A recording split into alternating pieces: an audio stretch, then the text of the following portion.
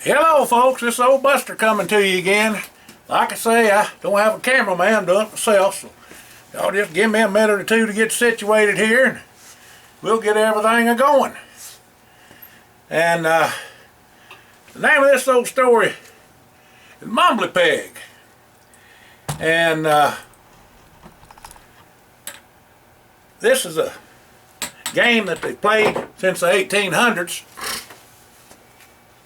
And they played it, I guess in World War I, World War II. All us boys down south knew about it. And a lot of people don't really know about it. But if you write me on Buster and the Boys at yahoo.com, I can send you all of the information and pictures and how to play the game and YouTube videos that show you all of that. Plus a lot of things about knife throwing and hatchet throwing and whatnot. So just remember, if you're interested in it, give me a buzz. But the name of this is Mumbley Peg. Well, Jesse Darrell come a running up to Buster whilst him and the hired was a-playing some Mumbley Peg. Now y'all folks that can't cipher on how to play can get larnated with some directions being hired read up on at the library.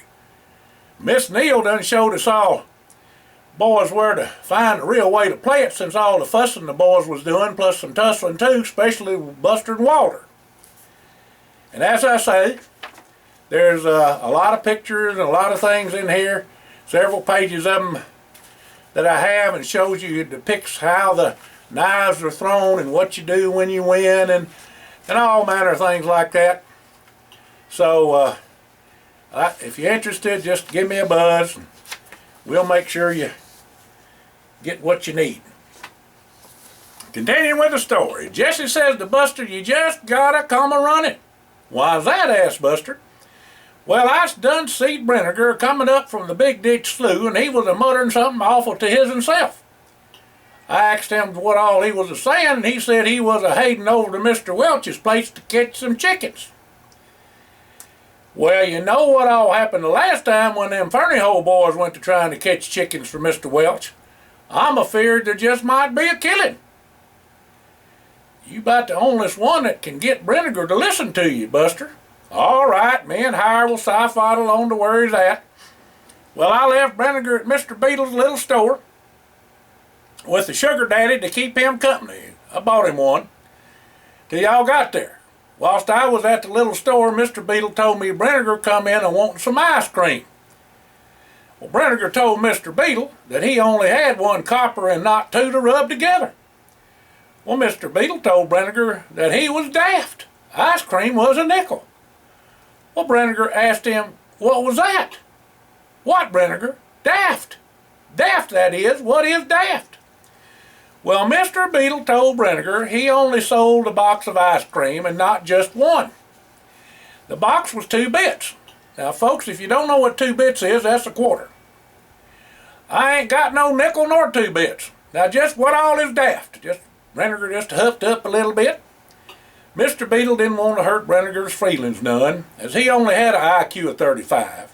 So he told him daft could be something good or something bad depending on the kind of feller he was. Now, Brenniger said he was a good one, so he just must be the good daft. About that time, old man Mason come into the store and got to telling Mr. Welch how he was bunged up a mite since his and Mew kicked his and leg and he couldn't catch no chickens for a spell, and he was looking for some help at 2 bits apiece for all the chickens a buddy could catch.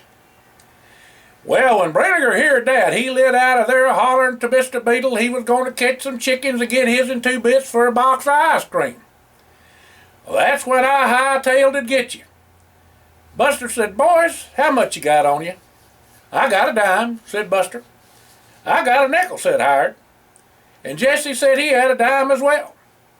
"Well, give it up, boys. We got to stop a killing," said Buster. The boys got over to the store, and Brenniger was just about done with sucking on his and sugar daddy. Well, Buster says to Brenniger, "Would you do a body a favor, Brenniger?" Brenniger says, "Heck yeah, Buster. Just name your poison."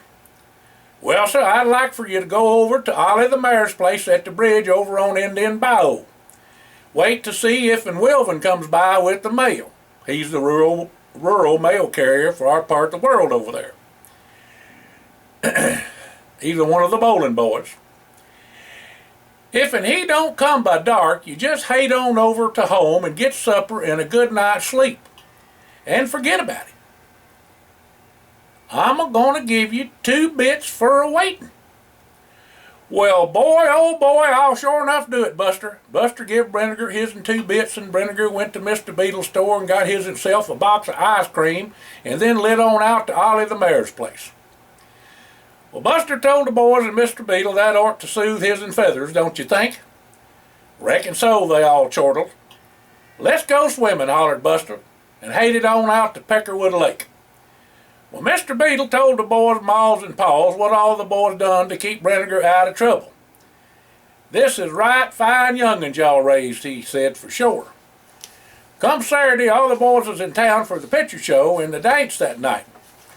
Now, money was tight right about then, in them days, but word gets around fast in a little town, and Mr. Sacken, Mr. Bowles, and Mr. Fisher met up with the boys over at the bank and asked them to come in for a minute.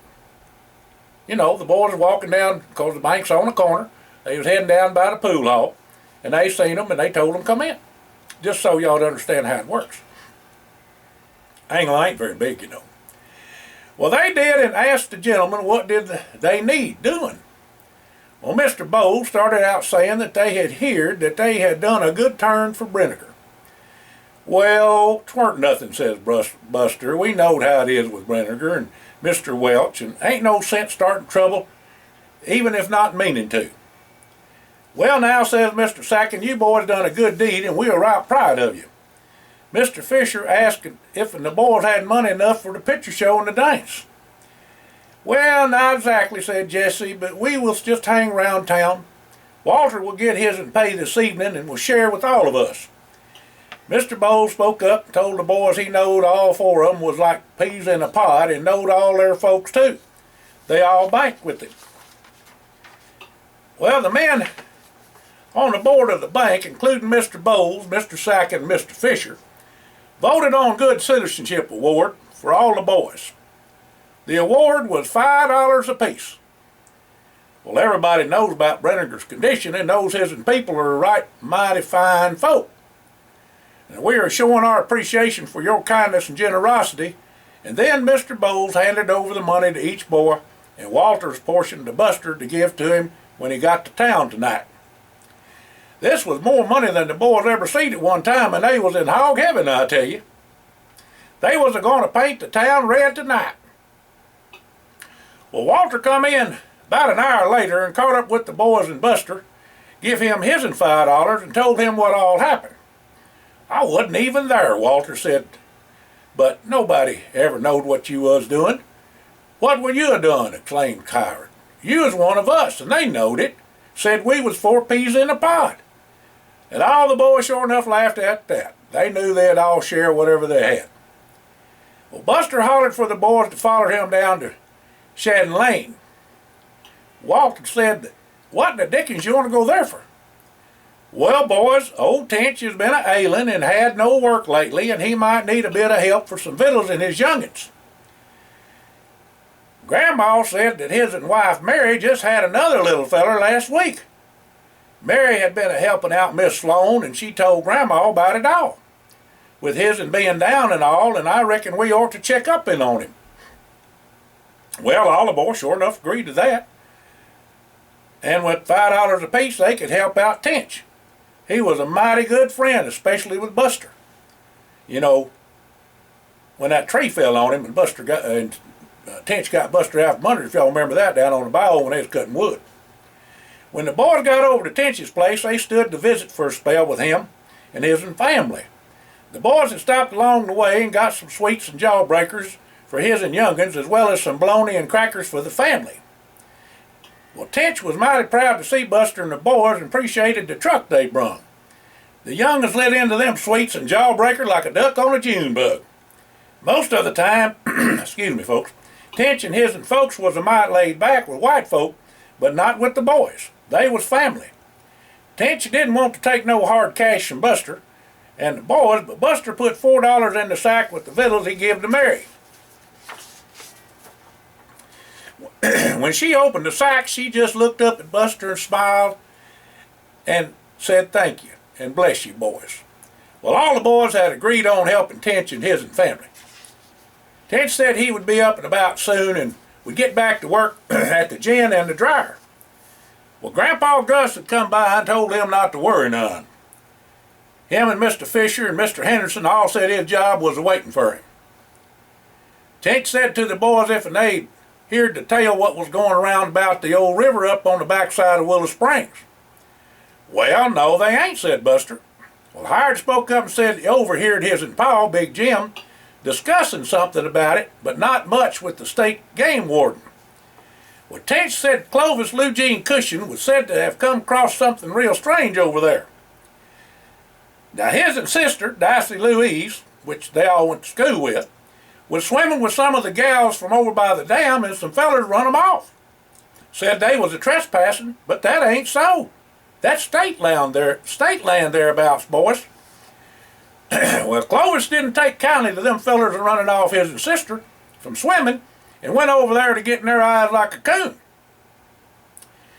Now, Clovis was quite a feller to tussle with, you know. You didn't want to tangle with him. He dang near put me down my arm wrestling, Buster, and you're the onlyest one could ever stay with me. Well, you was kind to me, Tench. Ain't no way I'm as strong as you are. Well, anyhow, Clovis spied upon four fellers to looking under the water for something. But after a while, they give up and left on out. Now, there are old stories about the Indians and the river pirates hiding out some treasure down that way. If you boys ain't doing nothing much, you ought to mosey on over there and get a gander at what they was a-doing. Now, Hired is always up for an adventure and pipes up and says, let's do it. We can go by and talk to Miss Neal at the library and see if she has any tales about it there. Plus, we can round up Indian Joe and see if any of his people know any stories about it at all. Excuse me, folks. Well, Walter said he had cows and chores this week, but if the boys could find out something, then they could all go next Saturday or Sunday. Sounds like a plan, says Jesse. Let's get her done. Well, Walter had a chance to meet up with Indian Joe when he took some cattle and hogs over towards Ball Knob. Walter told Joe what the boys was wanting to know, and Joe said there was stories about a huge black fish coming down the river just a blowing smoke out of his and hay. Well, after the sightings weren't no more seed of the critter. That was many moons ago, when the bluebellies was a-fighting the graycoats on their land over there or thereabouts. Well, Walter thanked Indian Joe and asked if and all his people was all right. Joe said the sickness had got them, and most of them can't work or hunt. Times is hard. Well, if us boys can do anything, just let us know, said Walter. May the God of the land and heavens bless you and your people, Joe. Us boys will come a-visiting soon. Walter rode off and was a mite vexed by what all was going on with Joe's people. Buster, Hired, and Jesse went to the library and talked to Miss Neal. She helped find some books and articles on treasure and the history around Talltech. That's where the Indian mounds were, where they all gathered up down there by the old river. What come of it was mostly about the Civil War. One article mentioned some letter from one of the generals from the South wrote, and one article was from a colonel from the North. Miss Neal went to the archives and told the boys they would have to do some digging in the boxes stored in the basement. There was one note that said that a message was in the Civil War memorabilia at the MacArthur Park. Buster said him and Hired would go over to MacArthur Park if and Jesse would stay with Miss Neal and keep looking for more information. Well, Jesse said he'd sure enough do that. Well, later on, Jesse met up with Buster and Hired and said he found a letter from a Yankee colonel saying he was going to intercept the shipment coming down the river. Well, that was a corker, I tell you. Buster and Hired said they ain't got fur into seeing all the documents at MacArthur Park Museum, but they was going to go back the next day. Well, Jesse said he couldn't go with them because his mama was taking him to the doctor. Said he was poorly and not eating enough nor right. But y'all know I ain't eating no corn or nothing sappy. Mama just won't hear of it, but turns my stomach just like liver and beets does yours, Buster. Well, Hired went to laughing to tears, but Buster said Jesse and him knowed that it was like him and them chicken gizzards. That put a stop to Hired's laughing, I'm a-telling you. Well, Buster and Hired went on back to the museum the next day and went through everything they could find, but no luck on the rebel general and his article or original letter. The boys was plumb flummoxed over all that, I tell you. The boys were sitting on a porch playing some Mumbley Peg. Well, one of their knives, that was Hired's knife, went in under the porch. Well, they went a-looking for that new jackknife Hired bought with his $5, but couldn't get it. The boys went in and asked if and there was a way to get in under that porch, seeing as how they'd lost Hired's new knife under it. The curator, that was what he was called, said there was, but they would have to hurry, as he was about to close for the day. He showed a little bitty door under the stairs, bigly enough for Hired to get through. Buster would have had a heck of a time to squish in that thing to crawl through, that's for sure. Well, Hired went in first and told Buster to go get a light from the curator so they could see. Well, Buster went lickety-split and got one and hurried back. Crawled in the opening, but it was tight squeezed now. For him, the boys spied Hired's pocket knife. At the same time, they seen some old boxes there too. They went to looking in the boxes and was about to give up when Hired hollered he found the original letter and the article and some other papers. Well, let me go tell the curator. He'll be tickled pink, says Hired. Well, now hold on there, says Buster. We just don't know what is in these here letters and what a body would do if and he got a hold of them. If there's treasure, a feller would do some nefarious deeds for it. Them fellers that was there on the river and couldn't find nothing might even kill for 'em. Put 'em up under your shirt, Hired, and us boys will read 'em and see what all's in 'em, and then we can do the right thing with 'em. We can get some advice from Lawyer Green and let our paws get involved as well. Get us out of a pickle for sure. We don't need no more pickles. Okay, said Hired. You give the light back to the curator and I'll hate on outside. Well, Buster done just that, and he thanked the curator for the loan of the light and that they had found the new jackknife real easy. That night all the boys got their paws together and went over all the letters and told what all they found out and the whole story about it all. Well, Big Jim, Hired's pa, said it was a mighty serious and dangerous undertaking to find the treasure. Big Jim said he could use some of his equipment and Grandpa Gus could bring his John Deere tractor. And Walter's pa could bring a team of his mules, and Mr. McBrayer could bring some of them special tools they use on the pipeline. Now, boys, we can go Sunday evening, but y'all got to keep it to yourselves. If and what you say about them other fellers is right, they just might be a-watching what all is going on. If you remember right, you can recollect we done something like this before. I'll let the sheriff know to cover our backsides to make sure there ain't no hanky-panky. Well, everybody was in agreement on the adventure, and all the paws would meet with the sheriff before church on Sunday and go over all their plans. Walter says to the boys after the meeting with their paws and asks Jesse to explain how all this come about. Well, here goes. This Yankee colonel intercepted a message that the Southern general was expecting a shipment of gold to come down the river for the war. The colonel had a spy in the general's headquarters, which is the building at MacArthur Park. But it's also the place of General Douglas MacArthur and is now his museum. He was born there, you know. The place under the porch was what they call a remount for the troops to fight off the Indians and the Yankees. It's just a trench with the dirt piled up in front of it to keep them safe. Now, the message told the general when the gold was coming and the Yankee colonel was waiting to ambush the general and get the gold. But it never happened. Why is that? Asked Walter. Well, there was a real bad storm that got the boat diverted into the old river and it got sunk. Now, that boat was the first submarine made and used by the rebels that the Yankees didn't know about.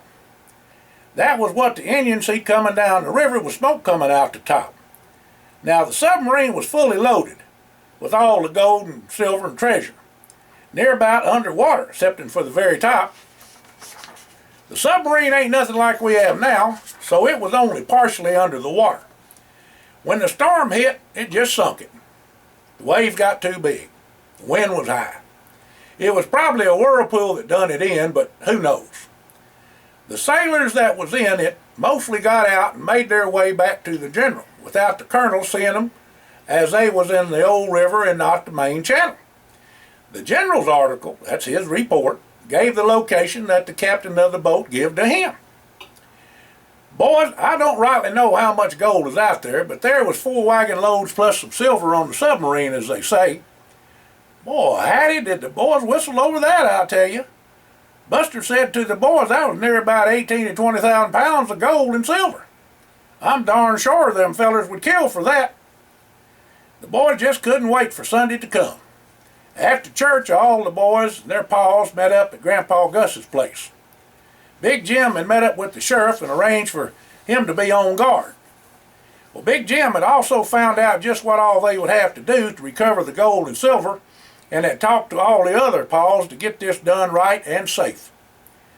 Now, Big Jim has worked on the river for the government and knowed how to salvage on it. The river was real low now, and that helped him a lot. Now, Mr. McBrayer had an outfit so he could go under the water and search for the wreck, where he could breathe, you know, with that good air. He wouldn't have to go deep, but would have to mostly feel his way. Well, Big Jim had a barge with an excavator on it, and he could go down far enough to bring up what all they found. Now, it would take a team of mules and a wagon to get the gold up to the truck and to load it from solid ground. It would take several trips if everything was there. The gold and silver would be took to Mr. Bowles' bank and put in the safe. Unbeknownst to everybody, there was 4 sets of eyes watching the salvage operation. Those outlaws was going to steal the gold and kill them all. Well, it was touch and go for a spell, with all the mud and sediment on the bottom, but Mr. McBrayer finally found the hull of the submarine. It was made of wood and was pretty near all rotted away, but Mr. McBrayer began to find chests and crates that were still in good shape. Big Jim lowered slings and ropes and cable down to Mr. McBrayer, and Buster and the boys jumped in the water to help attach them to the boom on the excavator. It was hard work and messy, but it went like clockwork. The barge had to pull up to the bank and unload the wagon to take the gold to the truck. And to just let you know, the excavator with his boom would push them back out because it didn't have no motors on it. Well, Grandpa Gus had to go back and get his in big truck because the little one just wasn't big enough to haul all that gold. Well, everybody worked till dark, but they got it all done. After all the gold was loaded on the 2 trucks, and they started to leave, the crooks jumped out and was going to steal the gold. But they had a surprise themselves. The sheriff was there with his deputies, and even Injun Joe come along. The fellers went to shoot the sheriff, and he killed one of them that was trying to kill him, and the rest of them didn't give up. Come to find out that one of the crooks had a relative that survived that was on the submarine, and his story was passed down through his family.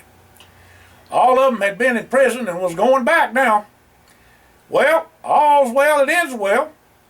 The boys helped out Injun Joe's tribe and give all the papers back to the museum, plus a huge donation. Clovis and Dicey Louise and their family never had to want for anything the rest of their lives. The library was given a huge donation as well. Of course, the state and federal government got their share, as you well know. Needless to say, the boys and their families was well fixed. Well, boys, we was all blessed, so don't forget to give to the church. Well, you know that ain't going to happen. Forget that, that is. Our mall's the seat of that.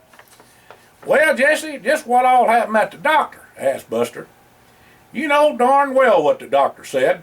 I wasn't getting poisoned, eating too much, and corn and smothered steak is right good if I do say so myself, he said. But if and you don't eat right, and that is a well-balanced meal, I'm going to have to put you on castor oil. But Jesse, I did give your mama, Miss Sarah, some ideas of what you need to eat that you will like. But if and you don't gain no weight when I see you next month, I'm going to have to feed you with the tube, and you sure won't like that, said Doc.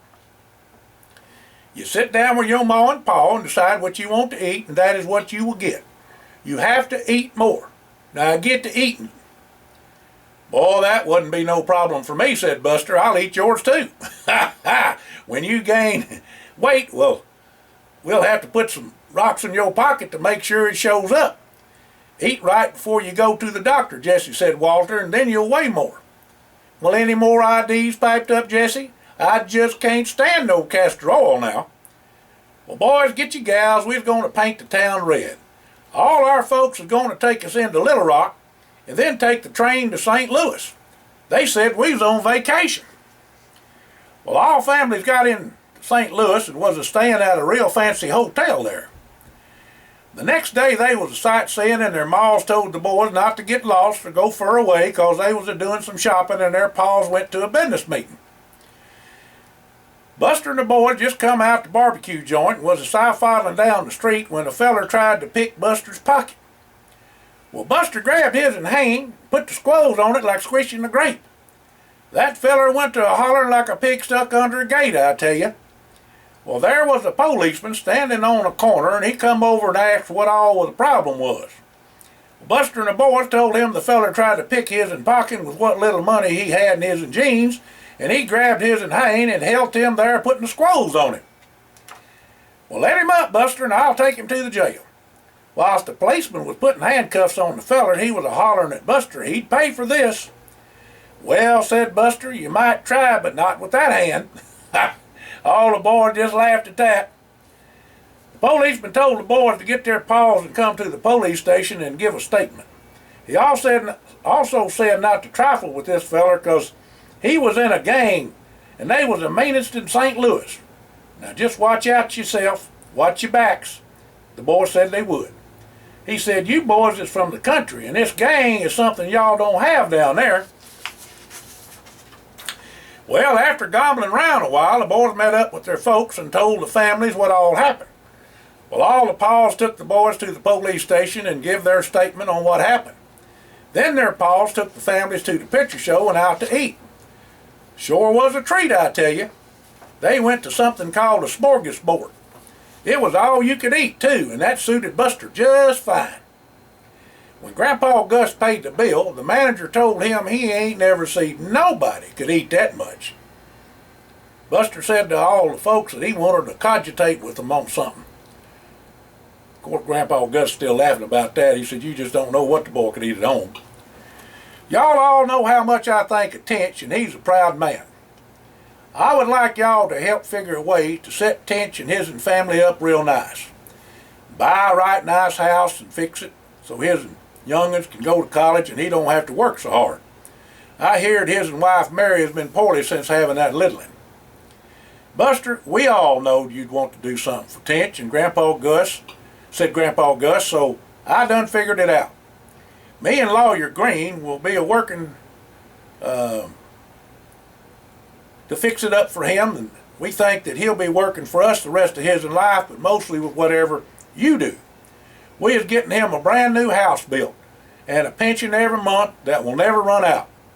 All his and bills will be paid by us. Plus we're getting him a new Ford. Tench is a mighty fine man, and so is his and family. We owe him for saving your life, if you remember, when that tree fell on you. I've had a talk with the mayor and the police chief and the sheriff, and he will never have any more trouble with them. In fact, he is going to be the leader in his community, advise the city council, and be a sheriff's deputy too. Tench will see to all the folks down on Shadden Lane and thereabout. All Tench's young'uns will have a college education paid for at AM&N or the University of Arkansas. Thank you so much for doing that for me, Grandpa. I sure do cotton to Tench. All the boys put in their 2 cents worth as well. They all said Tench was their friend as well and would help any way they can. Buster said it was about time for a snack, so all the boys went down to the hotel dining room for victuals that they couldn't pronounce. But boy, was they good. Plus they had malts and banana splits. Well, the next day, the women folk had plans for doodads and such, and so their paws was taking them to the arch and a gun show. They'd make a day of it. There was a little circus in the lot beside where the gun show was held, and the boys told their paws they would go there and meet there when they was done. All the boys was playing games and riding rides and eating all manner of goodies. There was a strong man and a wrestling ring too, and the boys got Buster to get in on it. Now, it wasn't boxing, but just wrestling and lifting some weights. Well, Buster got up where the feller was lifting the weights, and he told Buster if he could match him or beat him, he would win $100. Well, reckon I'll give her a go. They started off with 100 pounds, and then went up. At 300 pounds, the crowd began to gather, including their paws. The strong man asked Buster if he wanted to give up, and Buster says to him, "Heck no, I ain't a-quitting." Well, Grandpa Gus looked over to the boy's paws and said, "That feller just don't know what he got himself a hold of, does he?" And just went to laughing, and so did the rest of the boys. And they knew that boy was stout, cornbread stout. Then they got to 400 pounds. The strong man said, "You can't lift that." Well, Buster stepped up to the weights and said, "Put another 100 pounds on it." When they did, Buster lifted it like it was nothing. The strong man took his in turn and barely lifted it. Buster asked the strong man if he wanted to quit, and he just stared at Buster. "Where you want to go to next?" said Buster. "Make it light on yourself," says the strong man. Well, Buster told the fellers to make it 750 pounds, saying he didn't have all day. Buster grabbed a hold of that weight and lifted it and turned to the strong man and said, "Your turn." The strong man tried to lift it but couldn't. The feller running the show brung Buster his $100 and said, "Good show." The strong man said he has lifted again a lot of men and never been beat. "I never figured you could lift that much. Just cornbread strong. You ought to see my grandpa," said Buster. Both of them, in fact, and went to a laughing. Buster wanted to wrestle the next feller, but the men folks said they didn't have time and had to get on back to the women and the hotel for supper. As Buster and the boys was walking to catch up with their paws, to meet up with their maws, a passel of fellers surrounded them. The feller with the hurt hand come a-swinging a blackjack at Buster, but he ducked. The rest of them fellers jumped on the boys, and Buster went to hollering, "Hold the line!" The strong man seen what all was a-happening and joined in the fracas. All the boys' paws heard the commotion and got into the mix as well. Now there's a force to be reckoned, folks. There was a wrestler that was there too that was going to be in the contest, and he come out and helped him and the strong man. Then 20 or so of the fellers didn't have a chance. They come out with broken bones, knocked out teeth, all manner of bruising. Then the police come and arrested them all. Some had guns and knives, but didn't get a chance to use them though. Well, back to the police station they all went. The judge said this here gang wasn't going to see the light of day for a spell. The police said they was looking for something to charge them with, and they had them all now and had all they needed to prosecute them and put them in the jailhouse for a spell. The one feller with the hurt hand said they thought they could teach the yokels a lesson but never wanted to tangle with the likes of them again. The judge said, "Don't worry, lesson learned, take them away. Missouri prison ain't gonna be no fun. 15 years each and no parole," and slammed down the gavel. Whew! Howard said, "What a vacation to remember. This and the treasure is an adventure for sure. To write in my journal," said Buster. All the boys looked at him in wonder and said, "We didn't know you wrote no journal." Anything and everything, boys. Anything and everything. Well, a little epilogue goes along with this story. The next day, Buster caught up with all the boys at the schoolhouse and said he had big news. Big news? Meet me at the after dinner out back at the big oak tree near the ballpark. Well, sure enough, Buster, is it really that important? Queried Jesse. "Is being saved important?" said Buster. "Y'all just be there." Well, all the boys gathered up under the big oak, and before any questions was asked, Buster began to tellin' what all he had heard. Now, I'm going to tell it the best I can how it was said. I was passing by on the way to get some tonic water for Grandma at Leake's drugstore when I seed all of our maws and paws go into the mayor's office. The window was open in there, big meeting room, and nobody but our maws and paws was in it, and I could hear what all they said. Our maws was on one side, and our paws was on the other. Hard, your ma Shirley said to your pa Big Jim she just wasn't going to have it. Big Jim said it'd be all right, Shirley. Don't Shirley me, she said. I'm not going to have my boy killed by some hoodlums. Shirley said just because of some adventure. If y'all don't want to sleep on the couch, you better see to it that Douglas Howard is kept safe. Douglas Howard is loyal to the core and smarter than any of us, but he won't abandon the rest of the boys even if it killed him. Then Jesse's ma said to his and Paul, Jesse, boys, if you don't want cold supper from here on out, and you're doing the cooking, you better see to it that Jesse Darrell doesn't have a hair on his and hay armed. Jesse Darrell's so smart it hurts, but he is the littlest of the bunch. Always inventing something and figuring out how to better ourselves, and he has done a wonderful job along with the rest of the boys on providing for us and giving back to the folk in need. Well, after that come Walter's ma Evelyn, telling Walter Herman, well, that's Dubs, Walter's little Dubs, that he had better see to it that Walter was protected by any means necessary, or she was taking him and the rest of the young'uns to her sister's place in Vermont. Whew, man, in Yankee Land. That little Walter was always a mite small till he got out of high school. He's always thought he wasn't liked as much as the rest of them. But you and I both know he is your favorite. You mean you heard my mama say that? Yes, I did. You just never let him know, did you, Walter Herman? I'm ashamed of you. He is as smart as a whip and will tackle anything. You mean my pa liked me better than any of the rest of the young'uns? That's what she said. Well, lo and behold, Grandma Clara up and says to Buster's grandpa, Gus, Gus, I ain't never gone agin you in all of our married life, but this just won't do.